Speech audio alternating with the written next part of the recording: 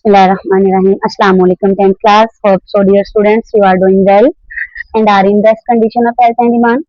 आज प्यारे बच्चों 10th क्लास के मैथ का हमें चैप्टर नंबर 2 शुरू करना है जिसका नाम है क्वाड्रेटिक इक्वेशंस एंड इनइक्वालिटीज। इनके डेफिनेशन से हम स्टार्ट करेंगे। ठीक है, सबसे पहले तो यहाँ ब्लैक बॉक्स जो लिखा हुआ है रिकॉल, इसमें अलजेब्राइक एक्सप्रेशन की डेफिनेशन आपने याद कर लेनी है। An algebraic expression is a combination of constant and variables joined with the signs of arithmetic operation. Constant और variable को जब किसी ऑपरेशन के साथ ज्वाइन कर लिया जाता है यानी मिला लिया जाता है तो वो क्या बन जाता है, algebraic expression बन जाता है। ये इसके एग्जांपल्स हैं। पॉलिनोमियल क्या होता है? A polynomial in one variable x is an expression of this form. इस फॉर्म का आपके पास पॉलिनोमियल होता है जिसमें आपके पास वेरिएबल होता है सिर्फ एक और टर्म्स टू टर्म्स उसकी वैल्यू पावर जो है वो हो रही होती है डिक्रीज। और पॉलिनोमियल में जो वेरिएबल है बच्चों उसकी पावर कभी भी ना तो माइनस होती है ना ही स्क्वायर रूट में आती है बल्कि हमेशा होल नंबर में होती है। ठीक है, ये दो डेफिनेशन। उसके बाद हमारे पास मेन चैप्टर की डेफिनेशन वो है क्वाड्रेटिक इक्वेशन।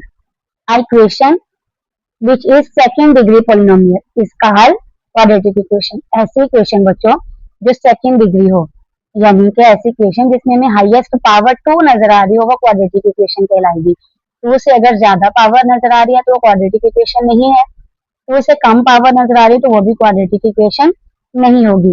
जैसे ये देखिए नीचे 3 एग्जांपल्स हैं तो हमें सबसे बड़ी पावर 2 नजर आ रही है तो ये क्या है, क्वाड्रेटिक इक्वेशन है। क्वाड्रेटिक इक्वेशन में बच्चों 3 टर्म्स होती हैं, एक 2 पावर वाली, एक सिंगल पावर वाली और एक कांस्टेंट होती है। ये बात आप लोगों ने याद रखनी है। 3 टर्म्स होती हैं क्वाड्रेटिक इक्वेशन में।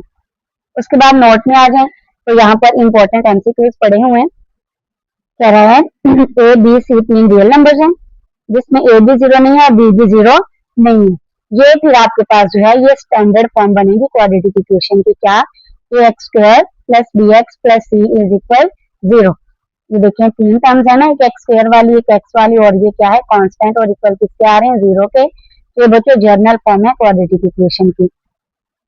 आगे जा रहा है k इज इक्वल 0 यानी इतना पोर्शन हमारा 0 हो जाए, पीछे क्या बचेगा bx प्लस सी। तो bx plus C is equal 0 को बोलते हैं लीनियर इक्वेशन। क्यों? क्योंकि देखिए ना अब 2 पावर तो इसमें है ही नहीं, अब x की सिंगल पावर रह गई है तो जिस इक्वेशन में आपको x की सिंगल पावर नजर आ रही होती है वो इक्वेशन कौन सी कहलाती है, लीनियर इक्वेशन कहलाती है। सेकंड पॉइंट में कह रहा है b इज इक्वल 0, अगर इतना हिस्सा 0 हो जाए पीछे क्या बचेगा A X square plus C is equal 0। तो ऐसी इक्वेशन जिसमें x वाली टर्म ना हो बल्कि एक x स्क्वायर वाली और एक कांस्टेंट हो तो उसको बोलते हैं प्योर क्वाड्रेटिक इक्वेशन। ठीक है बच्चों, नेक्स्ट है क्वाड्रेटिक इक्वेशन को सॉल्व किस तरह से करते हैं। इसका फर्स्ट मेथड है बच्चों फैक्टराइजेशन मेथड, सेकंड है बच्चों कंप्लीटिंग स्क्वायर मेथड, थर्ड है क्वाड्रेटिक फॉर्मूला और फोर्थ वन है solution of quadratic equation by graph. Sometime ये शॉर्ट क्वेश्चन में आ जाता होता है कि क्वाड्रेटिक इक्वेशन को सॉल्व करने के कितने तरीके हैं, तो 4 हैं, factorization, quadratic formula, completing square और solution of quadratic equation by graph. अब वन बाय वन इनको हम सॉल्व करना सीखेंगे कि किस तरह से ये सॉल्व होते हैं। एक्सरसाइज पे चलते हैं बच्चों। एक्सरसाइज 2.1 क्वेश्चन नंबर 1 में कह रहा है right the following quadratic equations in standard form. ये कुछ इक्वेशंस उसने दी हैं, कह रहा है इनको क्या करें, स्टैंडर्ड फॉर्म में लिखें, क्वाड्रेटिक इक्वेशन को स्टैंडर्ड फॉर्म में लिखें। तो फर्स्ट पार्ट में उसने 3x minus 1 is equal to X square दिया हुआ है। आपको स्टैंडर्ड फॉर्म याद होगी, वो क्या थी, A X square plus B X plus C is equal 0। एक तो ये कि तीनों टर्म जो है वो एक साइड पे हों और ये जो ए वाली टर्म नजर आ रही है वो पॉजिटिव हो। तो क्या किया, इन दोनों को उठा के इधर ले आए तो साइन क्या हो जाएंगे, चेंज हो जाएंगे।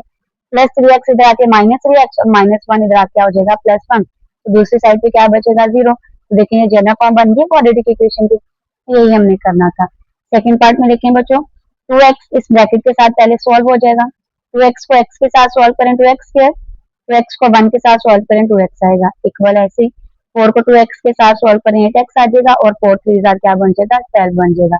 ब्रैकेट हमने सॉल्व कर ली। अब आपने वही काम करना है कि तमाम टर्म्स को एक साइड पे कर लें। प्लस 8x इधर आके माइनस 8x प्लस 12 इधर आके माइनस 12, को इधर क्या बच जाएगा 0। अब सॉल्व करें तो x के ऐसे ही, ये दोनों x वाली टर्म्स हैं, प्लस 2 माइनस 8 कितने x बच गए माइनस 6 माइनस 12 ऐसे का ऐसे इधर रह गया 0। तो ये हमारे पास क्वाड्रेटिक इक्वेशन की जनरल फॉर्म आ गई है जिसमें एक टर्म एक्स स्क्वायर वाली है, एक एक्स वाली और एक है कांस्टेंट।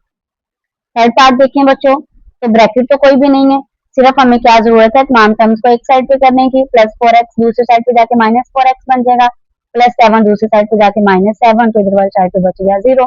तो एक्स स्क्वायर ऐसे आ जाएगा, -4 माइनस 8 बन जाएगा, -7 ऐसे इज इक्वल 0। देखें थ्री टर्म्स हैं, एक एक्स स्क्वायर वाली, एक एक्स और एक कांस्टेंट, तो ये अगेन क्या बन गई है, क्वाड्रेटिक इक्वेशन की जनरल फॉर्म बन गई है। फोर्थ पार्ट में आ जाए तो 4 जो है इस ब्रैकेट के साथ मल्टीप्लाई होता नजर आ रहा है, मल्टीप्लाई कर लें, 4 3 आर 12 और 4 2 आर 8, 9x स्क्वायर ऐसे ही। अब अगेन आपने तमाम नंबर्स को एक साइड पे करना है, प्लस 12x दूसरी साइड पे जाके -12x बन जाएगा, -8 दूसरी साइड पे जाके +8 बन जाएगा। जब तमाम नंबर्स एक साइड पे आ गए तो ऑटोमेटिकली दूसरी साइड पे क्या बचेगा, हमारे पास 0 बचेगा। अब देखिए ये थ्री टर्म्स हैं, एक एक्स स्क्वायर वाली, एक एक्स और ये एक कांस्टेंट, ये क्या बन गई है, general form of quadratic equation. Fifth part में बच्चों उसमें ओवर वाले नंबर दे दिए, 2x + 1/x is equal 5 - 1/x। तो हमें सबसे पहले ये जो ओवर में x नजर आ रहा है इसको खत्म करना है, ठीक है। ओवर में जो नंबर आ रहा होता है उसको खत्म करने का तरीकाकार ये है बच्चों कि उसको तमाम टर्म्स के साथ मल्टीप्लाई करना।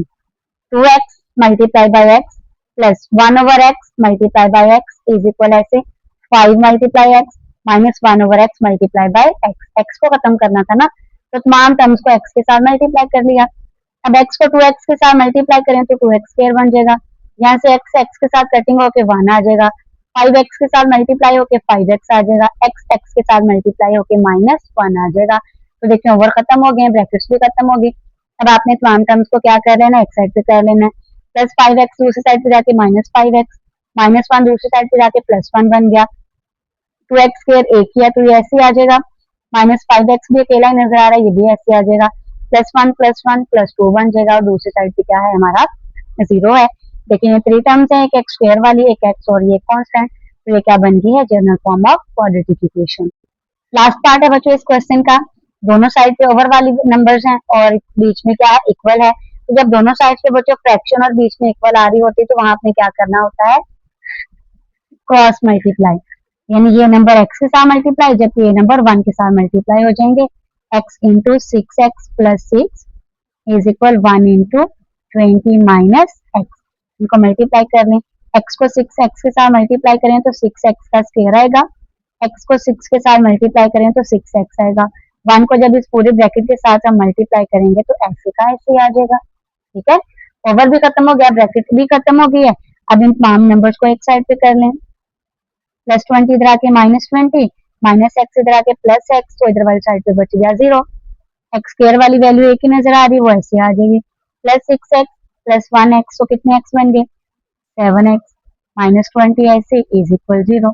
अब ये एक्स स्क्वायर वाली है, ये x है, ये कांस्टेंट है, ये आपस में प्लस माइनस तो हो नहीं सकते। General form of quadratic equation भी यही थी कि तीन टर्म्स हो, एक एक्स स्क्वायर वाली, एक एक्स और ये कांस्टेंट और दूसरी साइड पे 0 हो, तो ये क्या बन गई हमारे पास, general form of quadratic equation. तो यहाँ तक थी बच्चों आज की वीडियो, होप सो आपको ये सिंपल सा काम समझ में आया होगा। अगर आपको ये समझ आया है तो वीडियो को लाइक करके अपने दोस्तों की हेल्प के लिए उनके साथ शेयर जरूर करिएगा। नेक्स्ट पार्ट में इंशाल्लाह हम इन क्वाड्रेटिक इक्वेशंस को 1 बाय 1 सॉल्व करेंगे। तब तक के लिए अल्लाह हाफिज प्यारे बच्चों।